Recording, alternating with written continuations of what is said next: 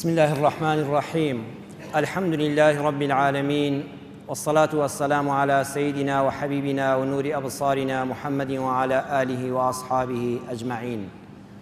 إيمان داران خواناساني زور بريس ڕۆژەوانانی مانجی پڕبەرەکەتی ڕەمەزان لە ماڵی خوای پەروەردگاردا لە شەوی پڕبەرەکەتی هەینیدا هەمومان ڕوومان لە قاپی ڕەحمەتی خوایە کە خوای پەروەردگار ئەم تاعەت و عیبادەتەمان بە گەورەی خۆی لێ قبوڵ بفەرمێ، بیخاتە توێشەبەرەی قیامەتمانەوە و سەرفرازی دنیا و دوا ڕۆژ بین. با هەمومان لەم شەوە پیرۆزەدا سڵاوەت بە دڵ و بە گیان بنێرین بۆ ڕوحی سەروەر و سالارمان، روحي هميشه زيندوي فخر عالم محمد مصطفى صلى الله عليه وسلم. اللهم صل على سيدنا محمد وعلى آله وصحبه وسلم. اللهم صل على حبيبنا محمد وعلى آله وصحبه وسلم. اللهم صل على شفيعنا محمد وعلى آله وصحبه وسلم. خوشويستان پێنجشەمەی ڕابردووتر بابەتێکم عەرزی جەنابتان کرد لەسەر عەقڵ و ژیری. ئەموتارەشمان بەشی دووەمی ئەو بابەتەیە و ئەڵێین زانست بە عەقڵەوە مرۆڤ بەختەوەر دەکا.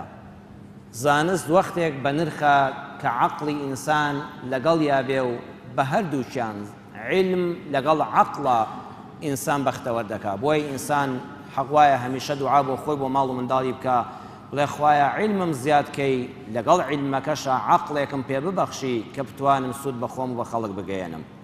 بۆ نمونە خۆشەویستان بە زانست دەرمان دروست دەکرێ، بەڵام ئەوە عەقڵە پێت دەڵێ ئەم دەرمانە چۆن بەکاردەهێنرێ. لە شاری سلێمانیدا برایەک نەخۆشیێکیان هەبوو بوو لە خەستەخانە، تووشی نەخۆشی فەقەرات بوو تەنها بەدەست جوڵان بوویان لەبەر ئازاری پشتی نەیتوانی بوو قاچ بگرێ و بجوڵێ. ئەو برایانەی کە لای بوون وتی هەموو جار داوای دەکرد حرمەتم هەیە بۆ ڕووی جەنابتان و ماڵی خوا دەوگی بمبەن بۆ تەوالێت و دەمەوێت بچمە سەر ئاو، کە دەیانبر لەوێ هەر چەندی دەکرد نەیەتوانی دابنیشێ، دیسان دەیانهێنایەوە بە باوەش، دەیانگەیاندەوە سەر خەڵوێرەکەی و هاواری لێ بەرز دەبەوە، دەیگوت خوا فریام کەون بمبەنەوە بۆ تەوالێت بۆەوەی کە قەزای حاجەتی خۆم بکەم و هەندێ میس بکەم. ئەڵێ چەند جار وامان لێ کرد هیچ سوودی نەبوو. پرسمان بە دکتۆرەکان کرد، وتیان مەگەر حەبی بدەنێ، حەبماندایە دیسان هەر سوودی نەبوو. ئەڵێ دکتۆرێک هات وتی ئەوە چیتان ئەم نەخۆشە بۆ ئەوەندە دەیهێن و دەیبەن؟ وتمان وەڵڵی حەبی میزکردنیشمان داوەتی دەیبینێ ناو تەوالێتەکەەوە ناتوانێت دابنیشێ، ناتوانێت دەست باوە بگەێنێ و خۆی خاڵی کاتەوە. وڵە وتی ئەوە ئاسانە، ئەوە تەریقەیەکی عەقڵی هەیە کە زانست ڕەن بێ پێی پێ نەبرد بێ، بە لوعەی ئاوەکە بکەنەوە لە تەوالێتەکەدا، با خوڕەی ئاوەکە بێ و ئیتر وازی لێبێنن. ئەڵێ کردمانەوە 2-3 دقە ئاوەکە بە خوڕە دەڕۆیش یەکسەر کەسەکە بەبێەوەی هەست بە خۆی بکە قەزای حاجەتی خۆی کرد و میزەکەی کرد. سەیریکە یەکسەر وتی بەبێەوەی کە ئیرادەی خۆی لەسەری بێ، بە ئەوەی کە گوێی لە خوڕەی ئاوە شتنی ئاوێکا کارێکی ئاوا ڕوودەدا. چەک بە زانست دروست دەکرێت، بەڵام پەنا بەخوات چەک دوول لە ڕووی جەنابتان و ماڵی خوا ئەگە بەدەست ئینسانی بێعەقڵەوە بێ ئەزانی چ کارە ساتێکە. ئەگە چەک بەدەستی ئینسانی عاقڵەوە بێ ئەوە دەزەبێتە مای پارێزگاری وڵاتێک و نیشتیمانێک و دانیشتوانێک. بەڵام هەر ئەو چەکە کە زانست دروستی کردووە کەم عەقڵێک بەکاری بێنێ کارەساتی وا دەنێتەوە بە 100 زانە لە وڵاتەیە چارەسەر ناکرێت، فیتنەیەک بەرپا دەکا. عەقڵ پەیامەکانی مێشک ڕێک دەخا.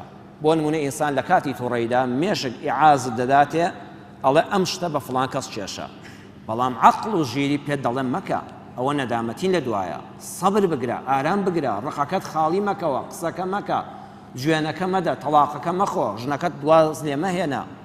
بەم شێوەیە عەقڵ ڕێنماییکەری ئەو ئیعازانەیە کە مێشک دەیاندا بە ئەندامەکانی جەستەی مرۆڤ.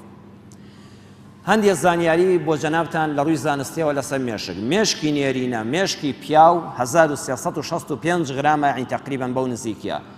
مێشکی مێینە ئافرەت 1275 غرامە، واتە مێشکی ئافرەت بچووکترە لە مێشکی پیاو.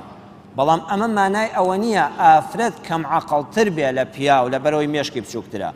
بۆ نمونە مێشکی ئەنشتاین 1230 غرام بووە، کەچی ئەنشتاین ئەو زانایەشە کە چەندین بیر دۆزەی زانستی هەتا ئێستاش و لەمە دواش دەخوێندرێ. کەواتە ئەوەی لە کوردەواریا دەڵان سەری زل دەوڵەتە، ئەو دەوڵەت نییە.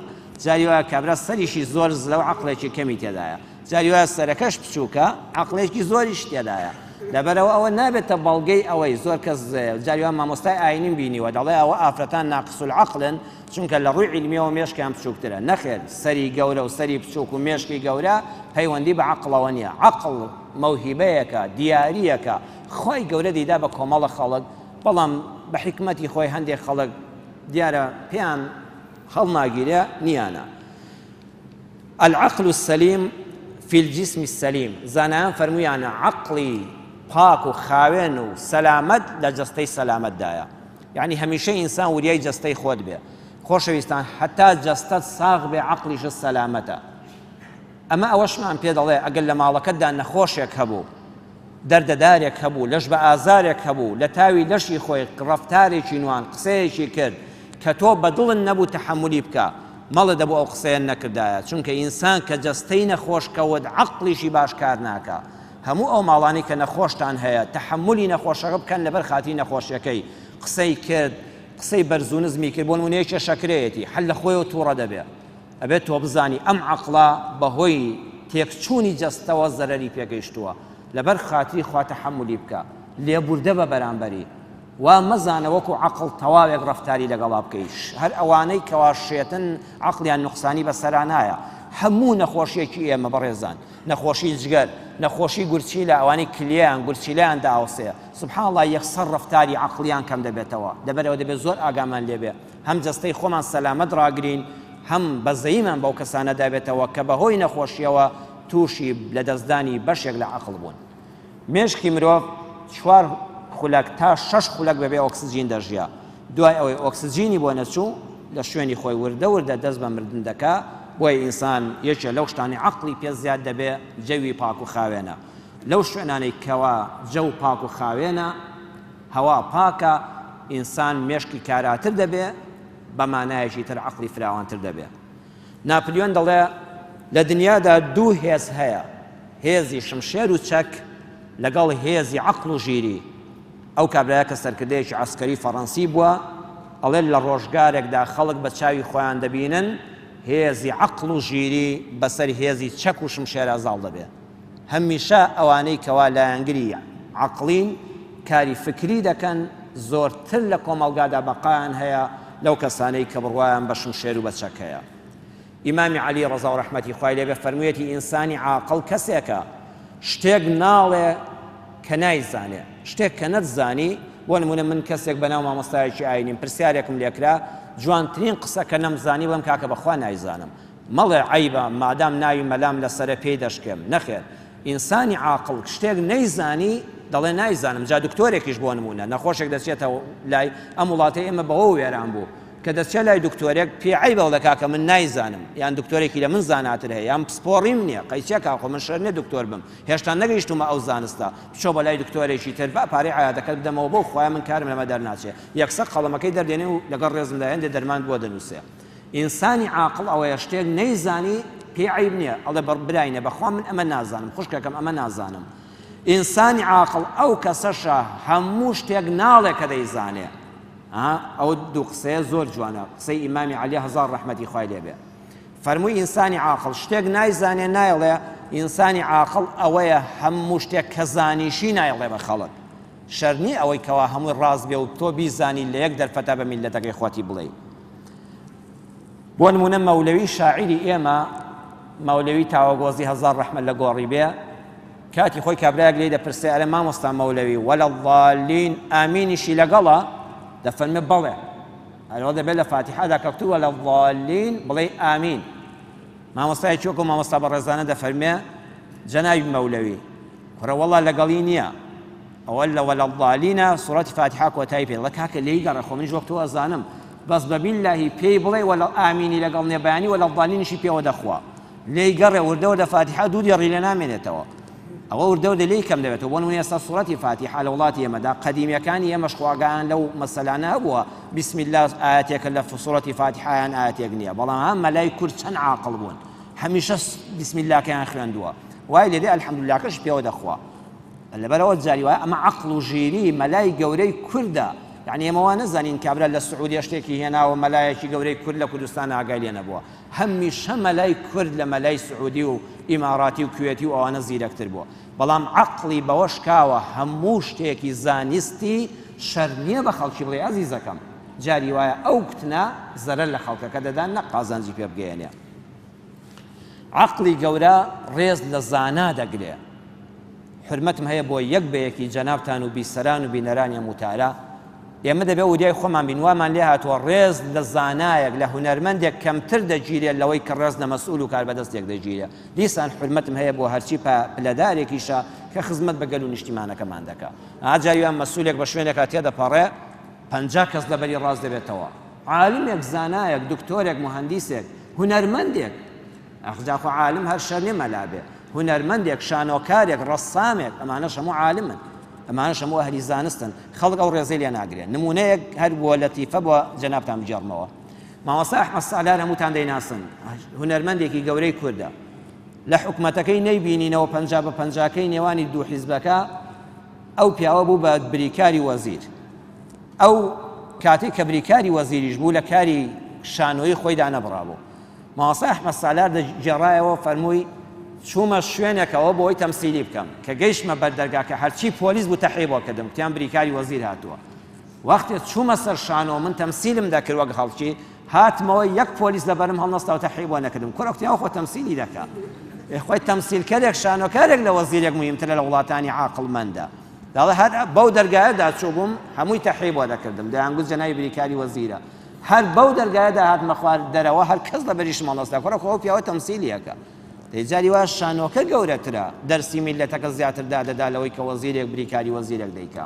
لەبەرەوە عەقڵی میلەتمان بە ئیزنی خوای پەروەردگار ڕۆشنتر بێ لەوەی کە ئێستا هەمانە عەقڵی کراوە ساویلکە نییە بڕوای بە هەموو شتێک نییە خۆشەویستانم ئیمام مالیک سەرمەسەبێکی گەورەی وەکو ئیمام شافعی چەندین ساڵ ئیمامی مزگەوتەکەی پێغەمبەری خوا بە ڕوحمان بە قوربانی پێغەمبەر بێ صلی الله علیه وسلم ئیمام مالیک قسەیەکی جوانمان فێر دەکات دەفەرمێ دەستی بۆ قبری پێغەمبەر صلی الله علیه وسلم ڕاکێشا بەرامبەر بە گۆڕی مبارەکی وەستا بوو فەرمووی كل يؤخذ منه ويرد عليه إلا صاحب هذا القبر فەرمووی خەڵکی نەقسەیەکتان پێ دەڵێم بزانن هەموو کەسێک لە دنیادا ئەگەر نووسەر بوو کتێبێکی نووسی ئەگەر وتاربێژ بوو وتارێکی دا ئەگەر سیاسی بوو خوتبەیەکی بۆ میلەتەکەدا ئەگەر تەلەڤیزۆن بوو بەرنامەیەکی پێشکەش کرد ئەگەر لە فەیسبووکا شتێکت بینی ئەگەر لە سایتێکا شتێکت خوێندەوە یەکسەر بڕوا مەکە ئەمە ڕێک وابێ هەموو کەس قسەشی لێ وەردەگیرێ قسەشی بەسەردا دەدرێتەوە ئیلا یەک کەس هەیە کە هەموو قسەکانی وەردەگیرێ ئاماژەی بە پەنجەی شایەتمانی بۆ گۆڕی ڕەسوول الله کرد صلی الله علیه وسلم فەرمووی تەنها خاوەنی ئەو قەبرە نەبێ کە ڕەسوول اللهە هەموو فەرمودەی سەحیحی لەسەر چاومانە ئەینا هەموو کەسێک هەر قسەیەکت بیست ئایوال لە فەیسبووک ئەوم خوێندەوە کاکە لە فەیسبووکە لە لێشی وەردەگیرێ و بە سەریشی دادرێتەوە تەنانەت من بۆ خۆم 22 ساڵە وتاربێژم تا ئێستا لە سایتێکی ئینتەرنێتە وشەیەکم وەرنەگرتووە چونکە لە ئینتەرنێتە احتیمالی هەیە کابرا دیار نییە هەر لە خۆ ڕستەیەک فڕێدا تۆ چوزانی کابرا ڕاست دەکایەنە بەڵام کتێب وانە کتێب نووسەرەکەی دیارە ساڵی چاپەکەی دیارە پێسپاردنی بە کتێبخانەی گشتی دیارە خاوەنی قسەکە معلومە لەبەرەوە هەر شتێکت بیست نابێ یەکسە بڕوا بکەیت هەموو کەس قسەی لێوە دەگیرە ئینسانی عاقڵمەند لێکی دەداتەوە بە دوواداچوونی بۆ دەکا تا نەچێتە بنجومراوانی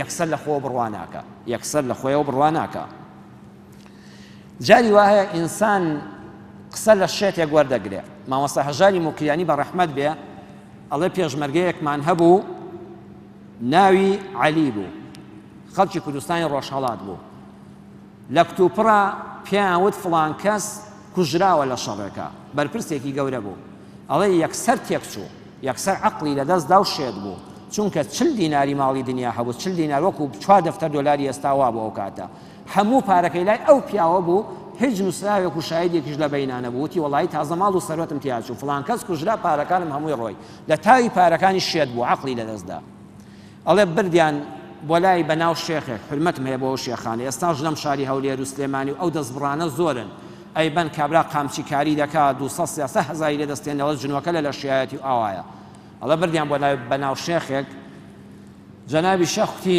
بەری بەیان لە غەزای جنۆکەی کافر هاتوومەوە ئەم شەو بە شمشێرەکەی دەستم 500 جنۆکەم کوشتووە وەرە بزانم داخۆ ئەو جنۆکە کافرانەی لەشی تۆش بیان لێ با بیان کوژم و دەریان کەم ئەڵێ شێتەکەی پێی گوت جەنابی شێخ کە ئەوەندە ئازای ئەی بۆ ناچی عەرەبی کەرکووک کوژی نەوتی کوردستان ڕزگارکەی و بمانژێنی بە نەوتەکە ئەڵێ شێخ قسەکەی هێندە عەقڵی بوو هێندە بە قووەت بوو شێتیش بیکەوە قسەیەکی عەقڵە تۆ ئەگە ئەوەندە ئازای لە شەوێکە 500 کافرت کوشتووە ئەی بۆ ناچی کوردستان ڕزگارکەی و نەوتەکەی ئازادکەی لەو زەمەنەدا ئەڵێ لەو کاتەدا شێخ هیچی بۆ نەمایەوتی ئەم کابراشێتە کافری دڵکوێرە هیچم بۆ لەگەڵ ناکرێ ئەمە کافریشە و دڵکوێریشە بۆی خۆی ڕزگارکە جا لەبەرەوە شەر نییە هەر کەسێک بە ناوی ئاینیشەوە قسەی بۆ تۆ کرد یەکسە عەقڵت قبوڵ بکە ئەبێ ئەم قسەیە بجێڕێەوە بۆ تەرازوی قورئان و سوننەت بۆ عەقڵی مرۆڤ بیری لێ بکەیەوە ئەم جارەکانە بیکەیت هەرچەند کات درەنگە بابەتی شەوەکەم زیاتر درێژ ناکەمەوە چونکە بە ئیزنی خوای گەورە ئەگەر تەندروستیمان باش بێ بە ئیزنی خوا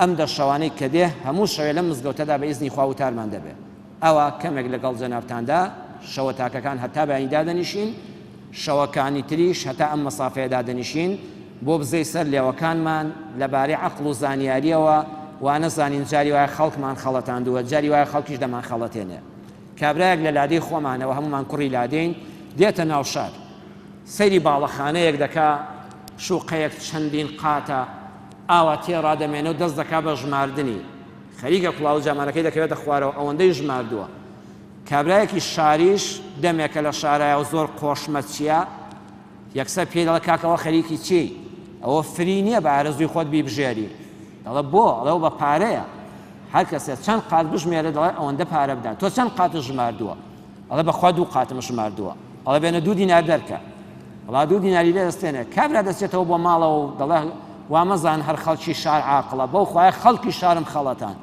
ئەڵێن چۆن ئەڵێ 20 قاتم ژمار بوو پارەی 2 قاتمدا